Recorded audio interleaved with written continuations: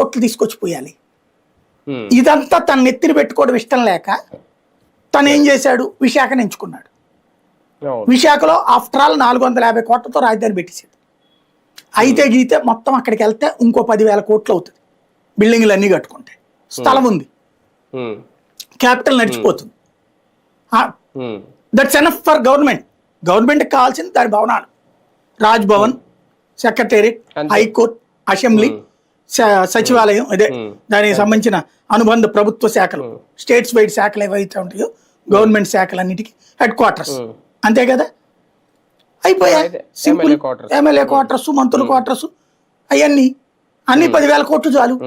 450 కోట్లతో 7 బిల్డింగ్లు కట్టాడు, 10,000 కోట్లతో కట్టలేడా? అక్కడ కట్టేస్తాడు, అయిపోతుంది సింపుల్. 11,000 కోట్లతో ఒక మెట్రో సిటీలో క్యాపిటల్. ఇది భారం తగ్గించుకుని తక్కువ ఖర్చుతో ప్రయోజనం అనేది అతని ఫార్ములా. ఇది నచ్చల రాష్ట్ర ప్రజలకి, అందుకే వ్యతిరేకంగా ఓటేశారు.